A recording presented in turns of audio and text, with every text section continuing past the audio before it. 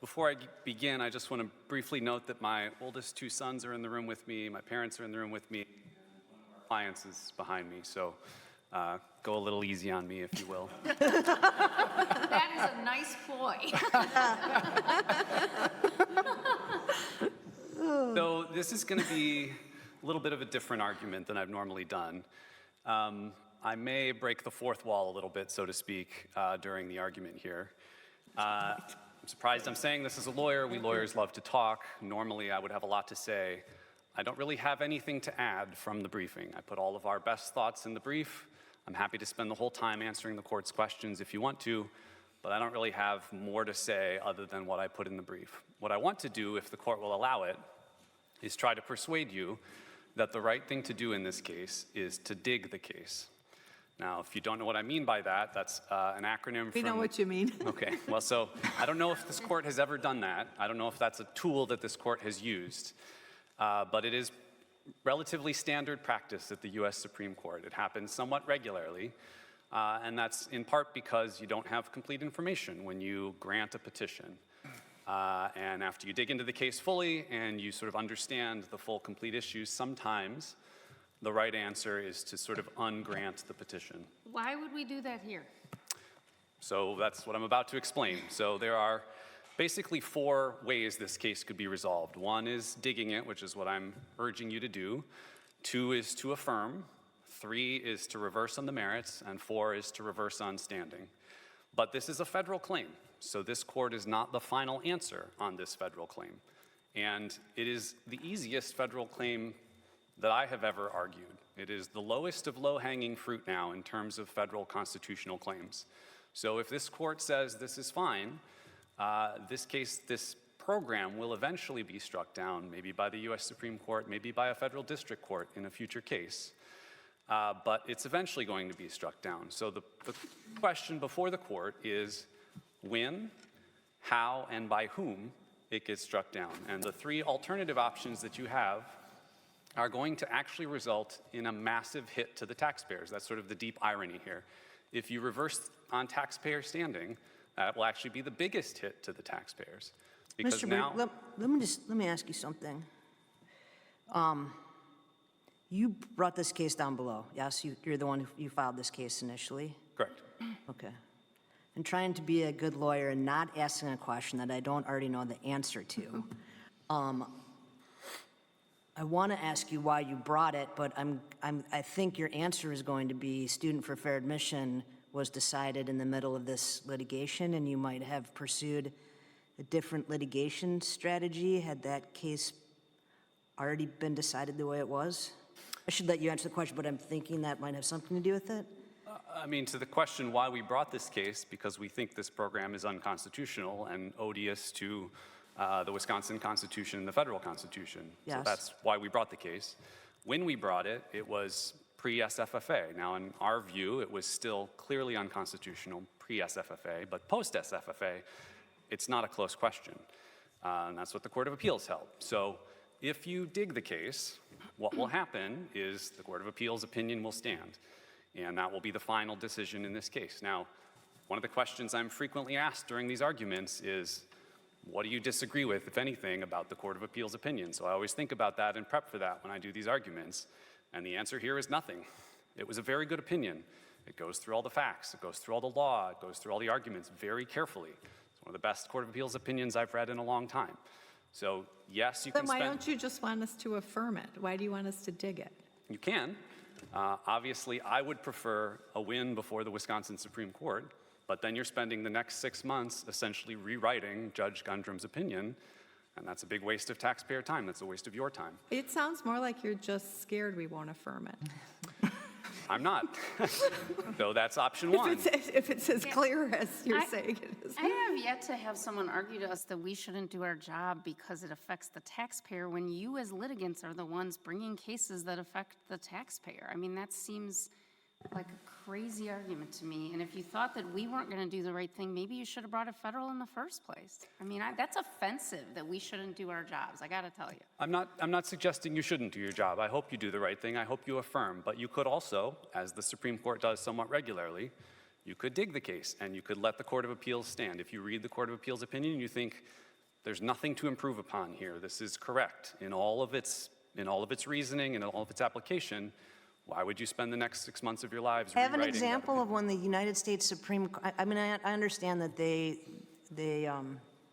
will dig cases, but is there an example you can give us of a time when the United States Supreme Court granted cert and then dismissed as improvidently granted a case solely because they agreed with the case on which they had already granted cert? I can't give you an example off the top of my head, no, but if you search for them, there are many cases where the court has dismissed as improvidently granted, even after oral argument. For some reason, it doesn't present the question that they thought it presented. For some reason, it's not worth their time to spend rewriting the opinion that they review and think it's correctly decided. So I'm sure there are examples. I don't have any off the top of my head while I'm standing here. Counsel, in the chance that this court decides to answer the questions before us, could you please address in particular the equal educational opportunity compelling interest, as I think it was, I know you addressed it in your briefs. I think, we've heard more about it maybe since then as well and here in oral argument, but want to give you an opportunity to address why you think that's not a compelling state interest. I think the argument is incoherent, actually. So the argument is this supports an interest in equal educational opportunity. This is not an equal educational opportunity. It's an opportunity available to some races and not to others. So how they can claim that an unequal, racially discriminatory scholarship program furthers an interest in equal educational opportunity is, to me, incoherent. Now, I think what they're doing is they're looking at statistics and they're saying there are statistical disparities among racial groups, and that is true. We, of course, don't dispute that. And what they're trying to do is a program to basically force correct those statistical disparities. But the United States Supreme Court has said repeatedly, many times before SFFA, that that is not constitutional. You cannot solve statistical disparities through explicit racial discrimination. Now, I do think you can indirectly address those statistics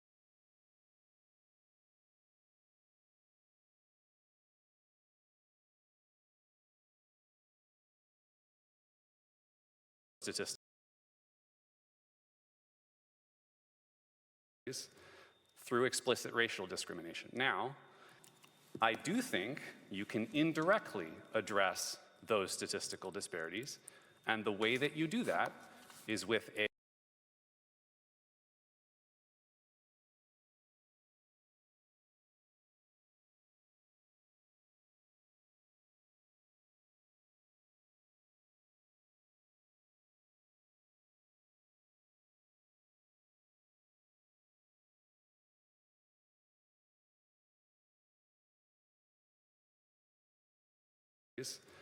through explicit racial discrimination. Now, I do think you can indirectly address those statistical disparities, and the way that you do that is with a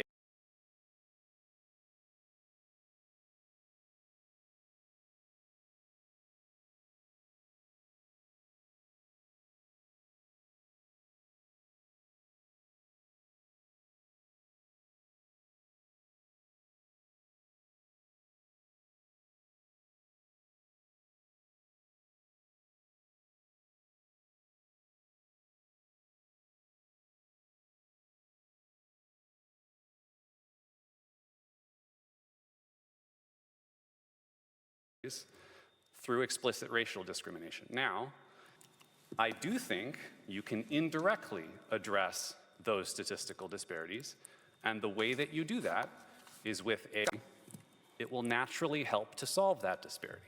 So it sounds like you agree with Justice Thomas in SFFA, and you, based on your argument to us today, are telling us that the law is somehow that you can never use race. No, I'm not telling you that. Okay, well, can you conceive of a program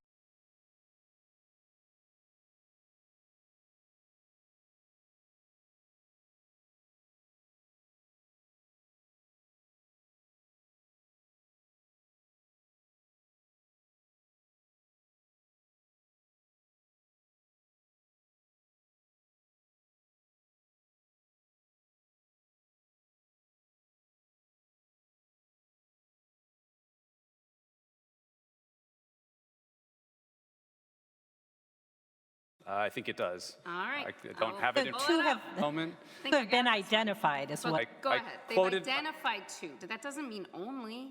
I'm pretty sure that the opinion says explicitly there are only two compelling state interests All right, that have been I'll read it to you in a recognized. second, but go ahead. That's fine. So the two are race riots in prison. Obviously, that's not relevant here. And the second is remedying a specific instance of past discrimination by the government. So if they had that, if Wisconsin specifically discriminated, de jure, law discrimination in the past, and this program was intended to remedy that past discrimination, that could be a compelling state interest. That could survive strict scrutiny. But other than those two interests, this is what SFFA says, there are no other compelling interests that the court has recognized. The one exception was Grutter, affirmative action, and that ended in SFFA. So post-SFFA, there are only two compelling interests left: race riots in prison, obviously not here, and then solving past specific instances of discrimination. They haven't even made that argument here. So, you know, that's problem one. There's no compelling interest, but they also don't meet narrow tailoring. They also don't meet the twin commands. They use race as a negative, race as a stereotype, and there is no logical endpoint. So there's 5 tests from SFFA. They fail all of them. If they fail one of them, the program fails, which is why I say I think this is the easiest open and shut federal claim I've ever argued. So, Mr. Berg, I want to take a step back and just look for a minute as what I view as the white elephant in the room. And that is talking about the purpose of the 14th Amendment as it relates to education, okay? And to achieve the 14th Amendment's goal of equal protection in a society structured by racial segregation, schools were to be racially integrated, right? But we have yet to reach that goal of equality in this country and in this state, right? Would you agree with that? depends what you mean by that. Well, I think if you look at any of the evidence, certainly that the state cited, even in this case, as far as the dropout rates in these schools, by the people of color who are covered by the statute. That's one example. I'll give you more, okay? I would say that 158 years after the 14th Amendment was ratified, I think it's pretty safe to say we still have entrenched racial inequality, discrimination, and racism, both in the state of Wisconsin and the United States of America. And I'll give you one concrete example and one more general. I mean, the first one that comes to mind is that just last week, the President of the United States posted a remarkably and insanely racist video of President and Michelle Obama depicted as apes. And in this state, people of color contribute to the vitality of our state, and they are thanked by facing disparities when it comes to housing, access to medical care, transportation, incarceration, financial stability, and education. I mean, do you take issue with anything that I just said up to that point? I do. I agree with a lot of what you said. I think the worst form of discrimination is discrimination under the law, when the law treats individuals differently based on their race. And that's the first thing that needs to end, is discrimination under the law. And that's what we're trying to do here. We're trying to get rid of discrimination under the law in this program.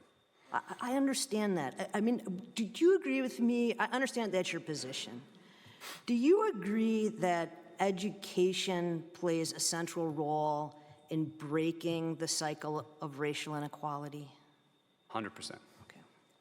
And that, more specifically, grant programs like the ones we're talking about in this statute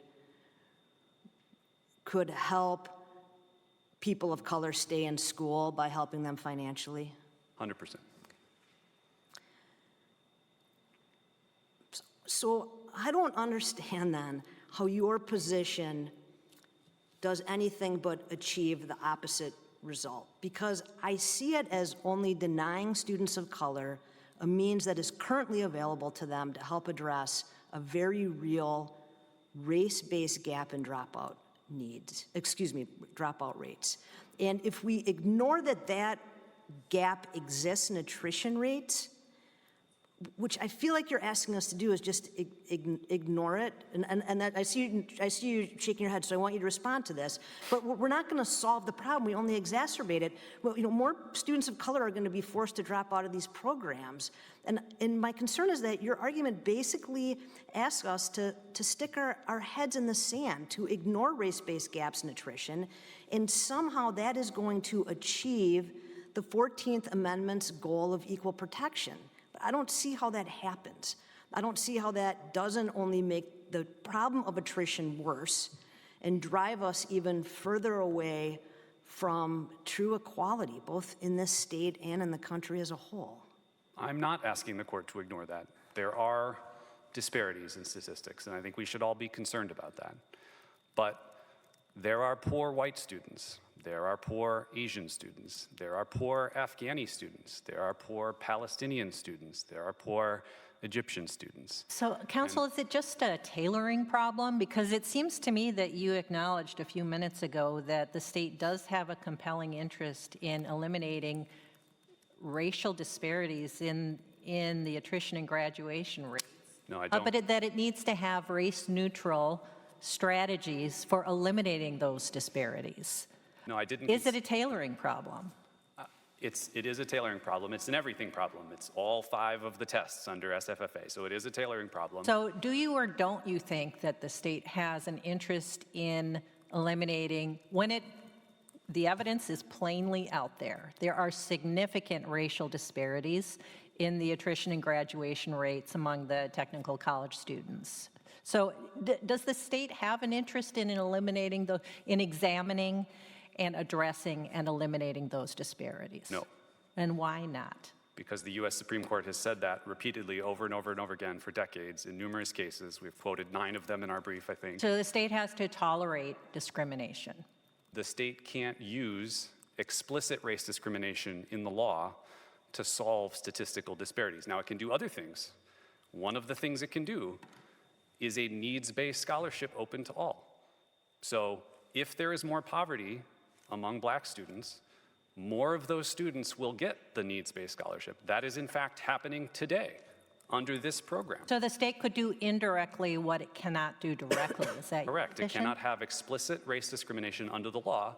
It can target racially neutral criteria like poverty, and it can solve those disparities indirectly. Give the scholarship to every student that needs it.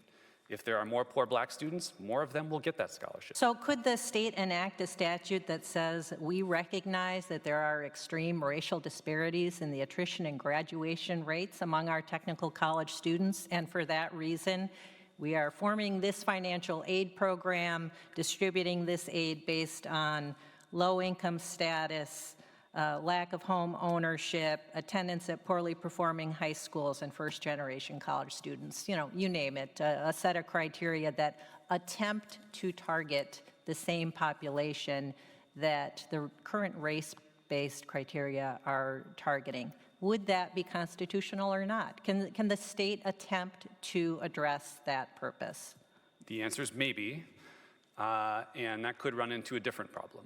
So if everybody is explicit that our intent is race-based, that is unconstitutional. So if all the legislatures say, Dear So the Diary... state has to ignore the fact that there are, in fact, severe race-based disparities in enacting legislation? It can't have a race-based intent. Now, what it can do is it can say, we should help poor students, and more of our poor students are black, more of our poor students are Hispanic, but we want to help all poor students. And there are some poor students who are white, and there are some poor students who are Afghani, and there are some poor students who are Palestinian. So what we're going to do is we're going to have a program that is targeted to poor students, that's what this is, but we're going to make it open to all, and it will naturally help those groups where there is a disparity in poverty. So you don't even need strict scrutiny. I'm back to the question I asked you before. It sounds like you say race, you're done, except for what you think are the only two problems, those are the only two precedents that has been identified. I don't know of any case like this that's gone up to the Supreme Court. But getting back to what counsel on the other side talked about at the beginning, what if we had a maternal fetal health issue with Black babies dying at a higher rate than white babies, which, by the way, we do have, I know, significantly? Are you saying the state couldn't target that because if they use the word race, if they say the word Black, we're done? No, the state can talk about that problem. What it can't do is enact into Try law. to solve it? What it can't do is enact into law an explicit racial discrimination into the law. Okay, so so it how can would say, they solve that problem if the purpose is to help Black babies live who are not living at the same rate as white babies? How would they do that without mentioning the word Black? they would pass a program that applies to all babies that need it, and it would mostly apply to the Black babies if that's Wow. the real problem, but there are some white babies in the world who might need that program too. And so you would make the program available to all. That is shocking. And That's if what- that's what our US Supreme Court wants to say, that is shocking. But I don't think that that's what they said on SFFA. That is what they said in SFFA. That's what they've said in dozens of cases over decades. Counsel, you heard my question to Attorney Gibson about standing. I guess after her response to me, my question to you is, are your clients harmed by the grant program in any unique way? They are harmed as taxpayers. That's our basis for standing here, is taxpayer standing. This is the heart of taxpayer standing. So taxpayer standing applies to an illegal expenditure. That's what this is. It's an illegal, unconstitutional expenditure. And what this court's decisions have said repeatedly, numerous decisions, that taxpayers are injured in one of two ways.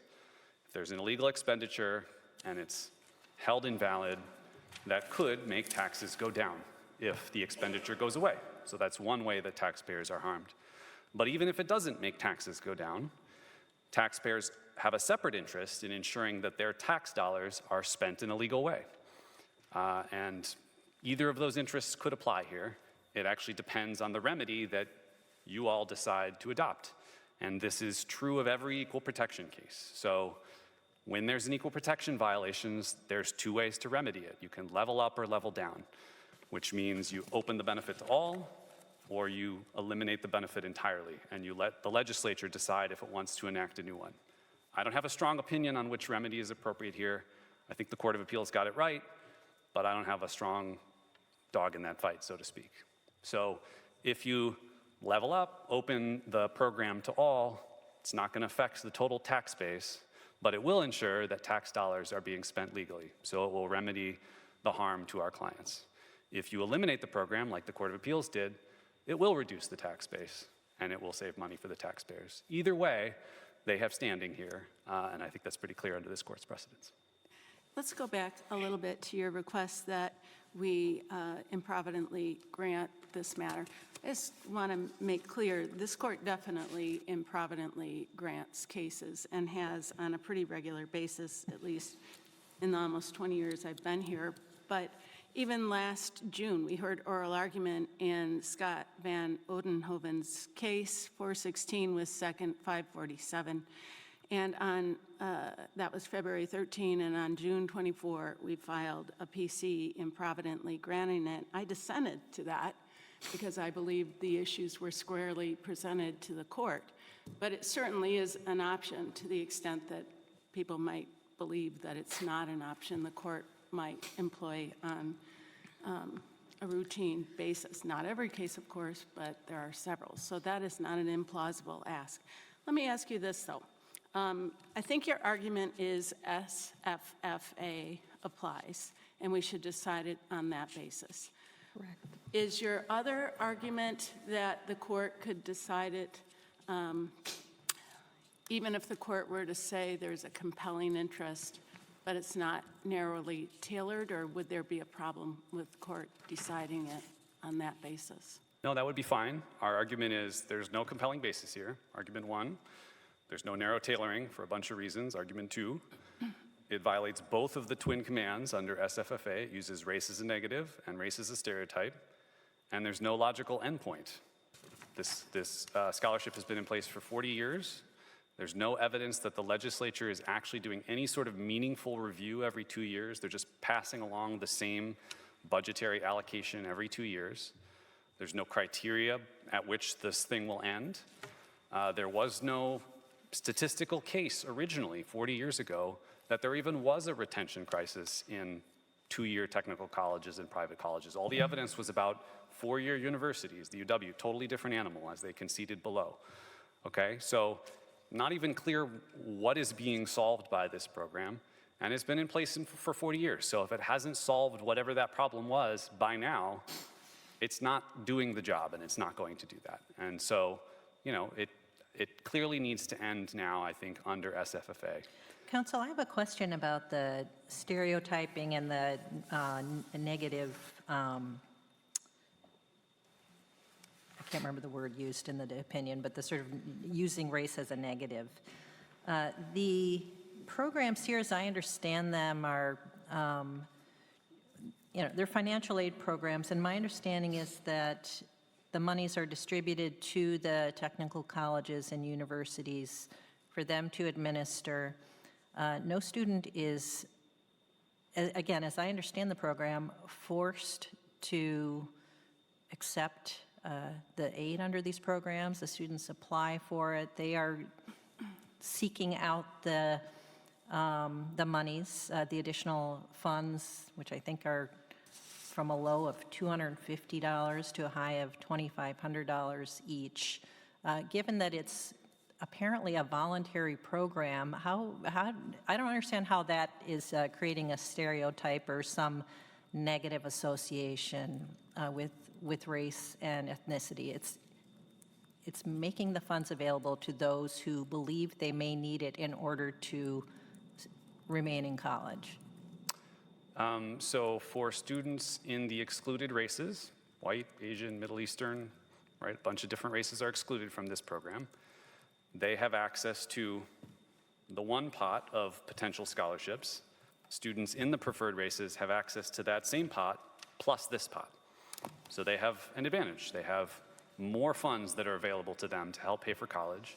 So if you're in an excluded race, you're being treated negatively. You have less access to resources to help pay for college. And there are poor white students, and there are poor Afghan students, and there are poor Palestinian students, and there are poor Asian students. So that's the negative. In terms of the stereotype, it's the bizarre categories, okay? Why is Cambodia, Laos, and Vietnam included, but not Thailand, not Pakistan, not the Middle East? You know, why is... Well, and that seems to go to narrow tailoring, right? Sure, yes, okay. But it's also goes to stereotype. It's assuming that simply because a student fits into these certain racial categories, they can contribute to diversity, or they can contribute to equal educational opportunity, or they have the same poverty that statistics shows on average, which just isn't true. There are wealthy black families, there are wealthy Hispanic families, there are poor white families. And the main principle of the Equal Protection Clause is that under law, people need to be treated as individuals, not as members of a racial class. And that is what this law does. I think it's a very clear violation of the 14th Amendment. If I may come back to my original pitch. We very much want to hear your original pitch, but Justice Bradley has a question. I want to make sure we hear that first. Go ahead, Justice Bradley. Thank you, and Counsel, your last remark was a nice segue into my question. It seems some of my colleagues are struggling with the idea that perhaps, can you hear me? Yes. Okay, thank you. Some of my colleagues seem to be struggling with the idea that this statute is designed to help people, and striking it down means that people won't be helped. Going back to SFFA and not Justice Thomas's views on the issue, but the court's views of what the Constitution requires. Near the end of the opinion, the court, not just Justice Thomas, said the student must be treated based on his or her experiences as an individual, not on the basis of race. before the court said that, it gave examples in the context of college admissions where, of course, the student, perhaps in writing an essay, can talk about his or her experiences as a member of the racial group and how that impacted the student's life, motivated the student to decide to pursue a certain academic path or adopt a certain goal in life. So doesn't SFFA and the Constitution itself give the answer that it would be okay for the state of Wisconsin to develop a needs-based program, and it would be okay in the context of that program for students to apply and say, for example, I came to America from Palestine. I had nothing. I had no family. I had no support system. And I'm pursuing this path of education and I need help. So it would be okay for the state to take that into consideration. But the problem with this program is that among many other racial groups, it excludes people, regardless of how much need they have, regardless of the lack of equity in a home their parents may have. They are excluded on the basis of race, and that is what the Constitution does not countenance. Yes, that was beautifully said, and I agree with everything that was said there. The only thing I would add is pre-SFFA, the court said very clearly, in the admissions context, you can't have a quota system and you can't admit people solely based on race. So if a college, take this program, just layer it onto college admissions and said the only students we're going to admit are Black, Hispanic, Native American, Laos, Cambodia, and Vietnamese.